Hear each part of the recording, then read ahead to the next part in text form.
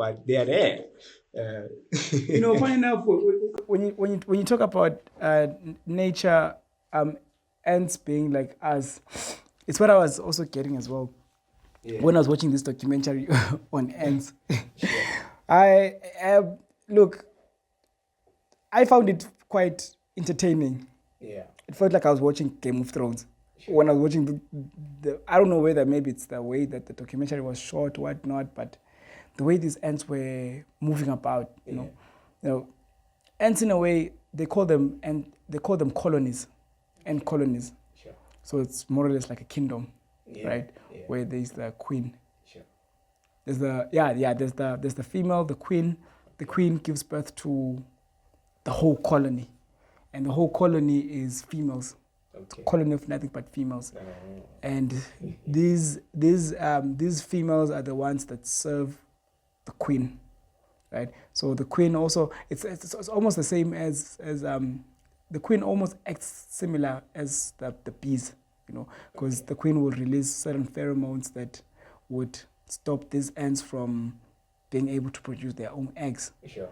And she'll be the only one in charge of providing new offsprings for the colony, right? So these things will work. The other ants will just work to try to, feed the queen, take care of the eggs, do this and that. And then there's usually male, but I don't know some males when I say abagopi, those males. But in ants, there's actually like compared to the female and the male ratio, there's a small amount of males within the ant, right?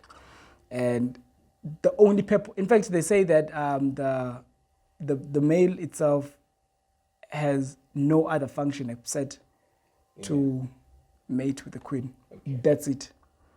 And chances are, it won't even make it out alive. Because those things eat everything. Nothing goes to waste with ants. Sure.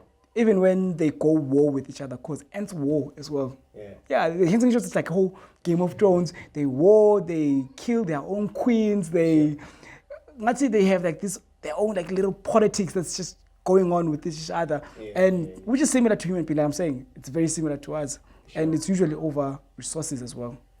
Because certain ants own a certain portion of whatever land which maybe has certain resources. So if the ants are this documentary was just focusing on just a colony that was near a water source.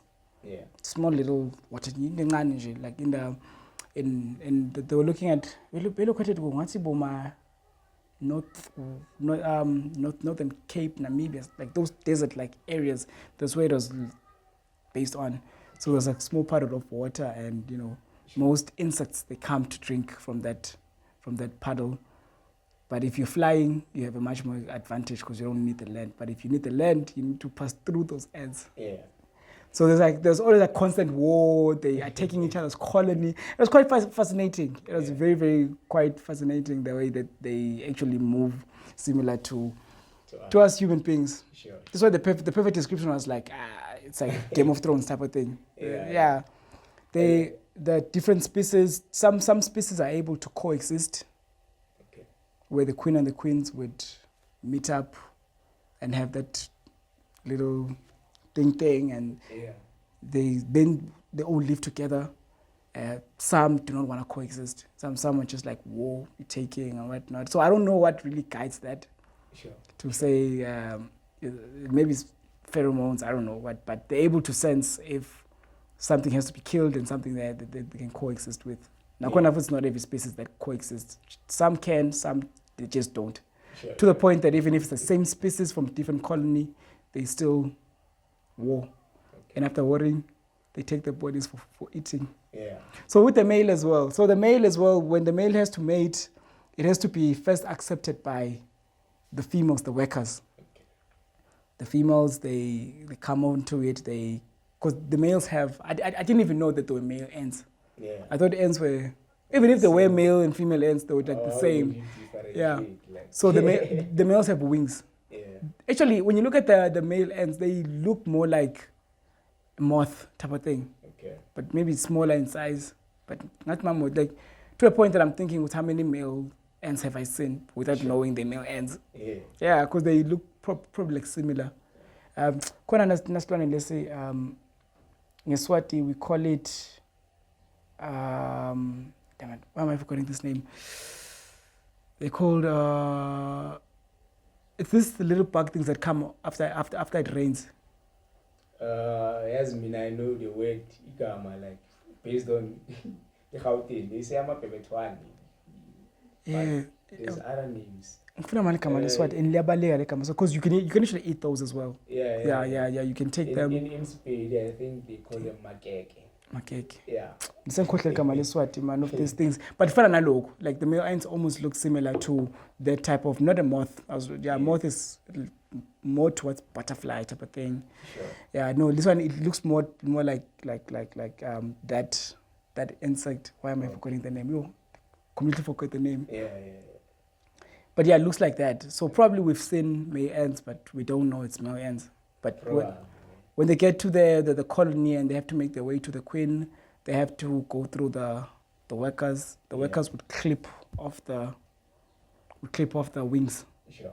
And sometimes even the male clips the wings themselves to show that I'm not a threat. I'm here to do a specific job. So they clip it, and then if the male is not accepted by the colony, sure, it's dinner. Yeah. They wrap it up, they chop it up, they're going to work. Ants are very scary. Hey, I'm not gonna lie. Ants are very. I feel like if we all shrunk to the size of an ant, we're in trouble. Those things are. But the male, if it's accepted, it will make a way through the colony, meet up with the female mate. Sure. Has to find a way out. If it doesn't,